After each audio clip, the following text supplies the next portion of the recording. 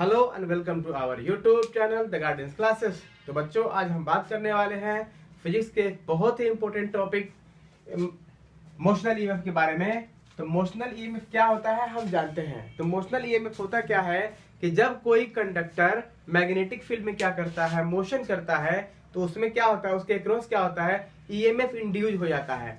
मतलब कहने का हुआ कि अगर ये आपको कोई कंडक्टर है जिसका लेंथ एल है, अगर ये आपको मैग्नेटिक फील्ड में क्या करेगा, मोशन करेगा, तो इसमें क्या, इसके दोनों एंड के बीच में क्या हो जाएगा, डेवलप, आपको ईएमएफ हो जाएगा डेवलप। इसी को हम क्या कहते हैं, मोशनल ईएमएफ कहते हैं, है ना।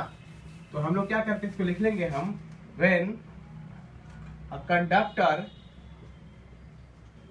Moves in an external magnetic field, then an EMF is induced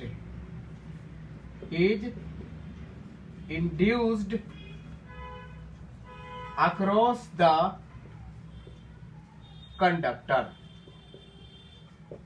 which is called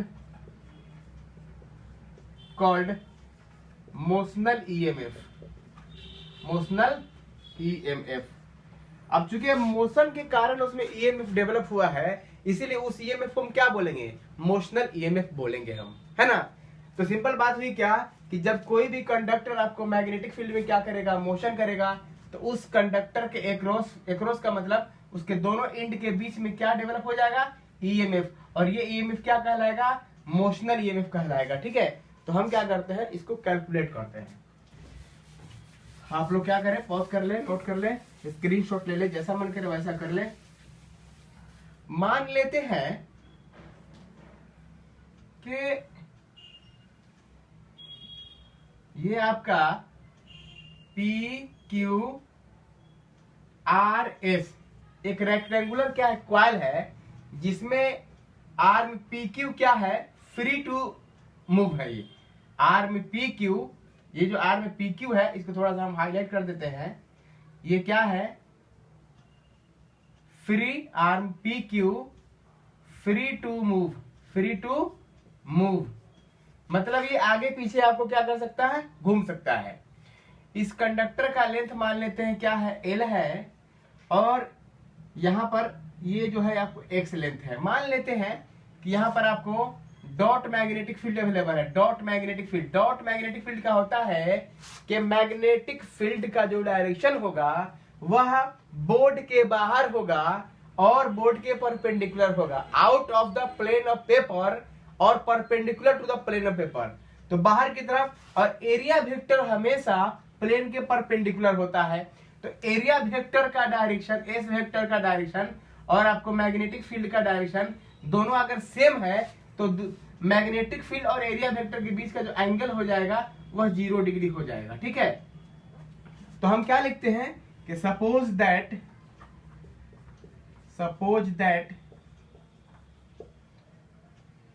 PQRS is a rectangular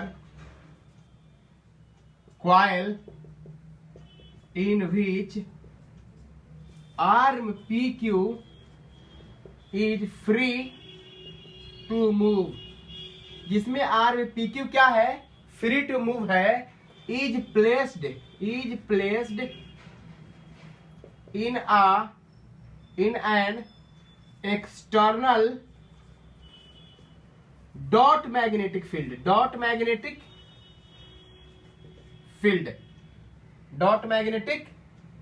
यहां पे मैं लिख रहा हूं डॉट मैग्नेटिक फील्ड, है ना। तो मैंने क्या कहा कि PQRS एक आपको रेक्टेंगुलर क्या है, क्वाइल है, जिसमें आर में PQ क्या है भाई, फ्री टू मूव है। मतलब ये क्या कर सकता है, स्वतंत्र है, फ्री है, आगे पीछे ये स्लाइड कर सकता है। ठीक है, तो आप लोग क्या करें, इसको नोट कर लें, हम आगे बढ़ते हैं। अब लिखते हैं यहां पर, नाउ एरिया ऑफ लूप का एरिया क्या होगा भाई, एस बराबर एरिया क्या होता है, लेंथ इंटू ब्रेथ, रेक्टेंगुलर है तो एल इंटू क्या हो जाएगा, एक्स, ये एक्स है ये एल है, एल इंटू एक्स हो जाएगा, एल इंटू एक्स हो जाएगा। अब क्या करते हैं कि इस लूप से जो इनक्लोज्ड होगा क्या, फ्लक्स, तो लिखेंगे the flux linked with the loop is given bye.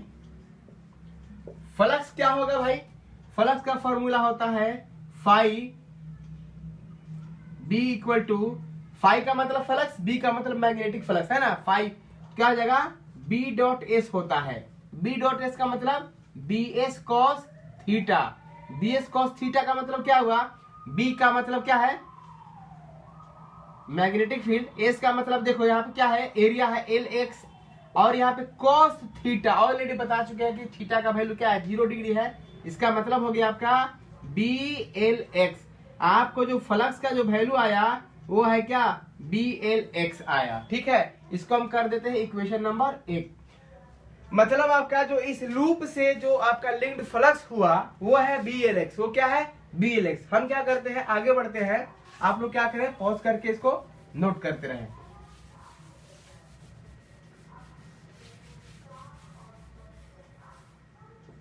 अब हमारे पास फ्लक्स पता चल गया है क्या है बी एल एक्स है, ये इक्वेशन नंबर 1 हम इसको क्या किए हैं मान लिए हैं, है ना।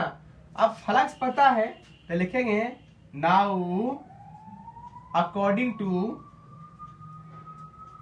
Faraday's law of induction, Faraday's law of induction, Faraday's law of induction क्या कहता है कि इंड्यूस ईएमएफ जो होता है ना माइनस डी फाई बी बटा D T, rate change of magnetic flux, rate change of magnetic flux, तो आपका E बराबर क्या हो जाएगा माइनस डी बटा डी टी, आपको B L X, B L X का मतलब देखो मैग्नेटिक फील्ड क्या है यूनिफॉर्म है कांस्टेंट है, लेंथ भी आपका कंडक्टर का कांस्टेंट है ना। इसका मतलब आपको क्या हो जाएगा, हम यहां लिख देते हैं E बराबर minus B L D X बटा डी टी, तो डी एक्स बटा डी टी का मतलब एक्स क्या है डिस्प्लेसमेंट है, तो rate of change of displacement क्या होता है वेलोसिटी होता है ना। तो क्या करें इसको आप लोग नोट कर लें, इसको हम लिख सकते हैं यहाँ पर E equal to minus B L भी, और यहाँ पर आपको रेफरेंस दे देंगे, लिख देंगे हम क्या